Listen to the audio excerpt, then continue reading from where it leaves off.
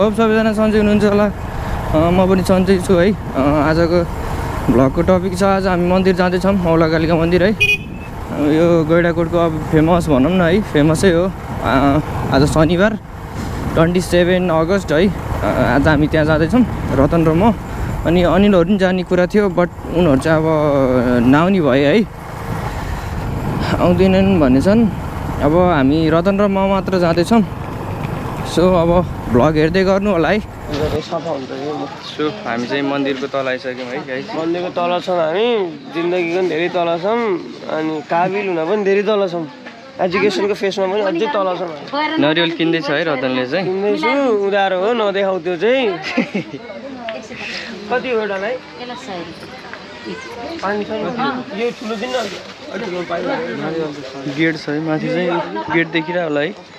पहिला नि आएको तर धेरै पछि आएको छु यहाँ। यहीँको लोकल भएपछि त आउनु मन लाग्ने कि पछाडि पर्दैन। यो ब्यागलाई कति हो?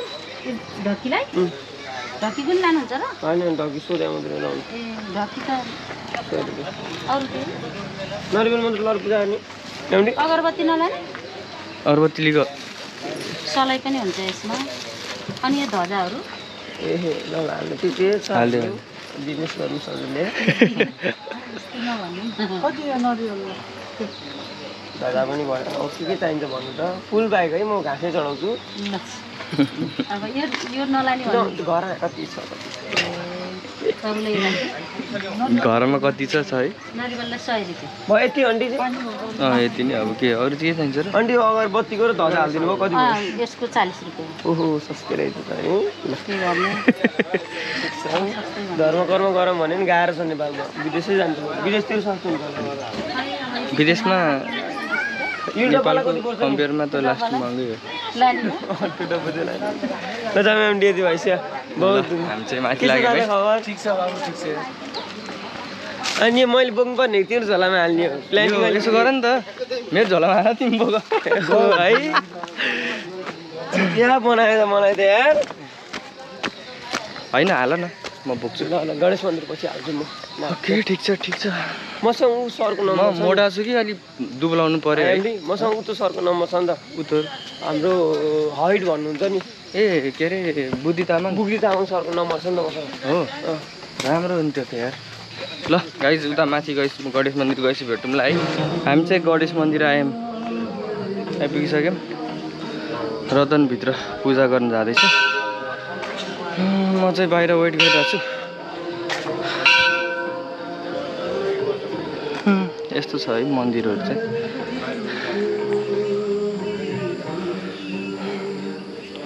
चाहिँ बाटो हो, यहाँबाट यसरी यताबाट भित्र छिर्दै माथि जाने हो। त्यही हो गाइज, अरू त के भन्ने हो। परेवाहरू उडिरहेछ। भयो रतन?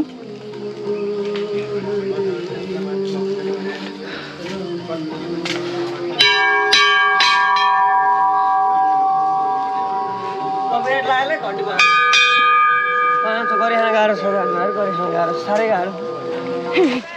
सो गाइज माथि आइसक्यौँ है। पसिना आएर प्याच्यात्तै भइसक्यो। You can C.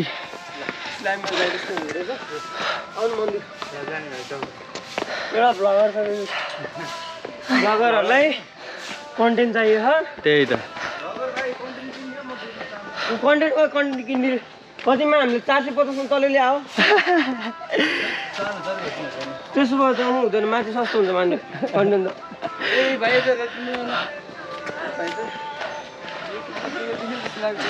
देख्नुभयो कि होला पक्कै, पक्कै देख्नुभयो होला। हजुरको आँखाको कुरा म कसरी बुझ्छु? हजुर हजुर हो टिकटकमा आउँछ, युट्युबमा, फेसबुकमा। हो भाइरल भाइ नि हो। उसलाई कन्टेन्ट चाहियो, बोल्न सकेर क्यामेरा नि थकै लाग्यो यार। Something tell me about. म केही पनि बोल्दिनँ है। मलाई अर्काको भिडियोमा आउन खासै कसलाई तपाईँलाई त सक्दिनँ मैले। अर्का छोरीहरूलाई जिस्काउने है। सही हो दिदी, राखी बन्धनमा आउनु है। ल मख भएकोलाई राखी बन्धनमा बोलाएको त। आमा नि अरे अझ कति छिटो यार कुरा खर्न नपाउँदै आजकलको चेलिबेटीहरू गाह्रो छ दाजुभाइहरू एमडी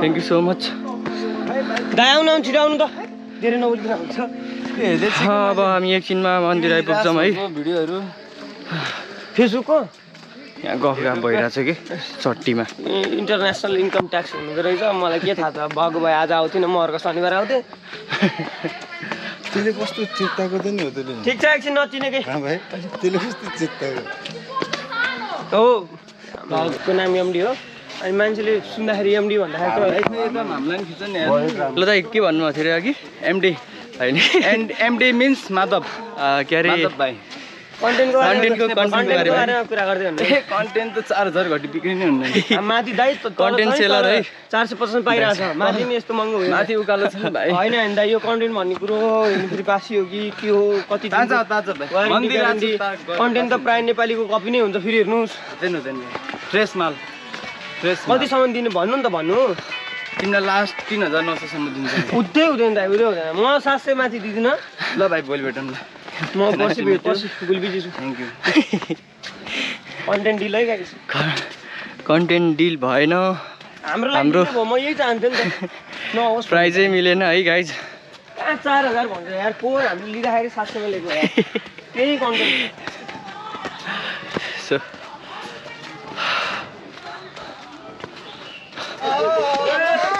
लट्स अफ कन्टेन्ट है अगाडि बादल फेरि गयो मेरो ब्लग हो एमडीको ब्लग हो यो तिम्रो म ब्लगमा नआउने यार मेरो ब्लग होइन एमडीको ब्लग हो आए नि आऊ नआए नि आऊ सो गाइज हामी फाइनल्ली कालिका मन्दिर आइपुग्यौँ है हाम्रो मेरो साथीहरू सागर हो हाम्रो गणेश दुईजना फोटोग्राफर है कोही कालिका मन्दिर आउँदै हुनुहुन्छ भने चट्ट आउने फोटो खिच्ने त्यहाँ धेरै होइन राम्रो सस्तो सो फोटो चाहिँ खिच्नु पऱ्यो है हाम्रो मन्दिर यही हो ल ऊ भाइहरू आउनुभयो मन्दिरमा जेस केटी जेसँग आउनु भयो होला तपाईँको अलिक बेला भएन है नाकिनुहोस् 2-4 वर्ष किन्नुहोस् भगवान् विष्णु राम्रो सीतापति पार्वती अर्पति धुपति मन्दिर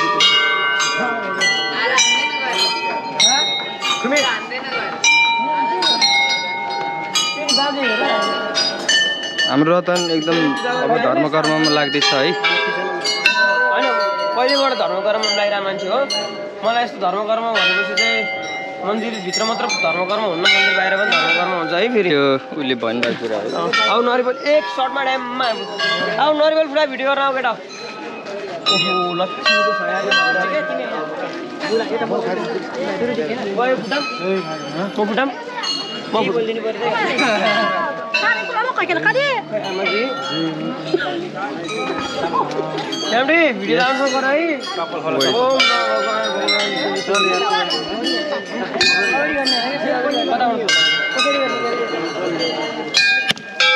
जय बजरङ बली केही बोलिदिनु पर्यो क्या तपाईँले यस्तो केही बोलिदिनु